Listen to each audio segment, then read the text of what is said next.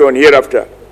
You know, I think that your statement, I found it quite encouraging.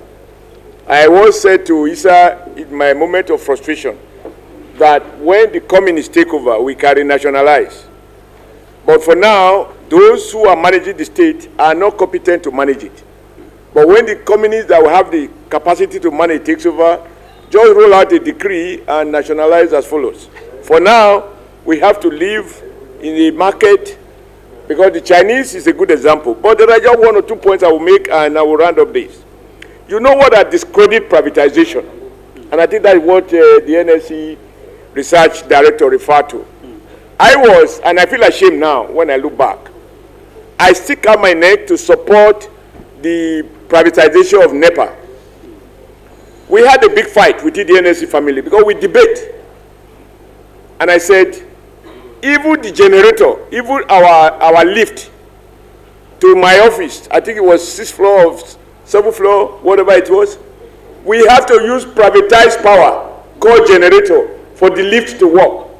To write a petition to Dangote to say, you must do XYZ in NTM, whatever. I have to put generator, otherwise the typewriter will not work, because it's not the old model Liberty typewriter. So I said, we're already practically privatized. But the attraction to me is that whereas when NEPA manage power, does it work? The same NEPA every year goes to the Ministry of Finance, make a case for public funds, they give them the money on the understanding that they will invest and there will be light. They take the money and will have no light. So it's double jeopardy. You take taxpayers' money and you return darkness.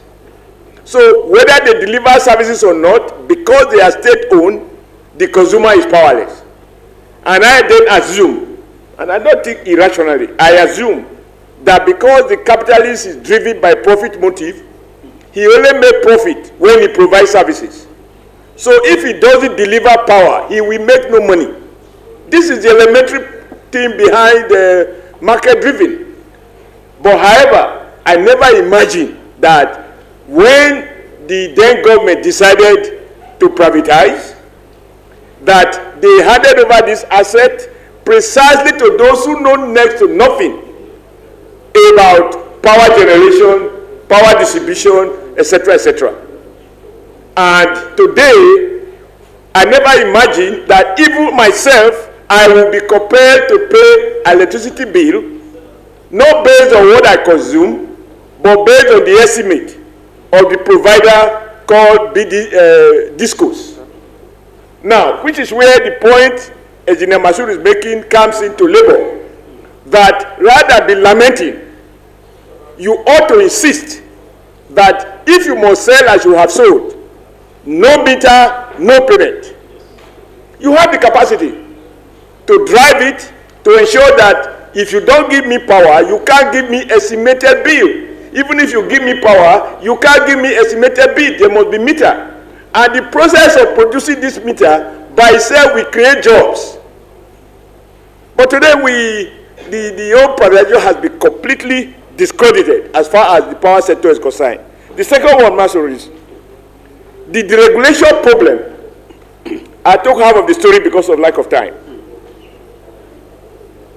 Soludo once said he wanted to peg Naira permanently. 125 Naira to $1 US. He was going to make it by way of law, whatever.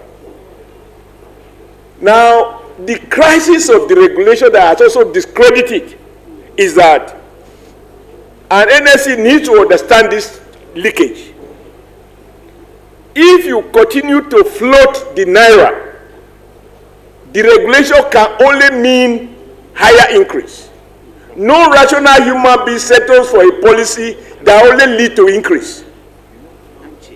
It doesn't come down, it doesn't come up. So right now, at $40, you are paying a Naira rate that is higher than when petrol, crude, was $80 or even $100. Why? Because at the time it was $100, exchange rate was about 116 Naira to the dollar. As recent as 200 or something. Now it is about 450, 460. So even if you keep the price of crude constant and the naira keep floating endlessly, looking for a destination it doesn't have, obviously you are never going to have stable oil prices. So between the extreme of market and administrative fixing, there has to be a level that can guarantee a measure of stability. Now that is a big problem. Doba Hotel in Kaduna is another one. Privatization that was just handed out to a private person, and today Doba is gone. But all of this discredit the principle, even as the principle has its own merit. Now I'm happy,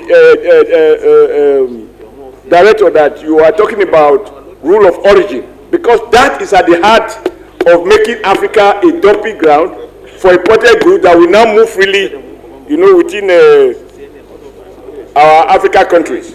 But my conclusion, NXC, I think you need to have, or I suggest that you have a conversation like this, because what is happening in the manufacturing textile sector is also affecting the leather sector, the chemical sector, the private sector. And this issue of Nigerian labor, which you emphasize, I think NSC should also have a clear-cut policy on it. We have prisoners working in construction industry in Nigeria. I will not elaborate. But you can do the research because you have a backup force.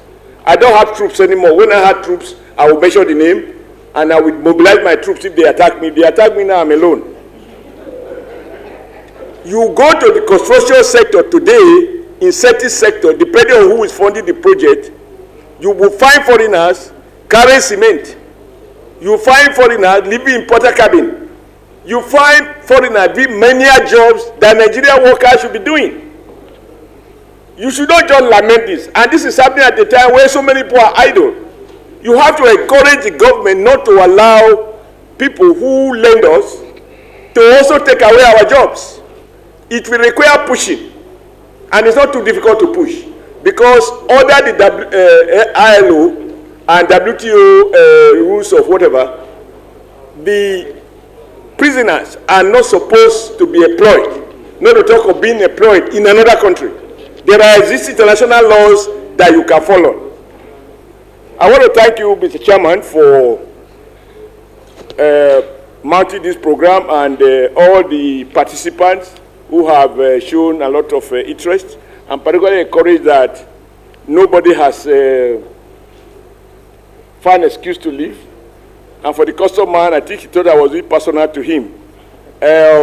When I say it's not about money, the amount of money you collect is a reflection of our level of dependence on import. Yeah. That is the point I was trying to make. You are not responsible for that. You are not. But I'm saying if Nigeria was to stop importation of fabrics and we decide to account for 80% of our textile consumption, given our mode of dressing,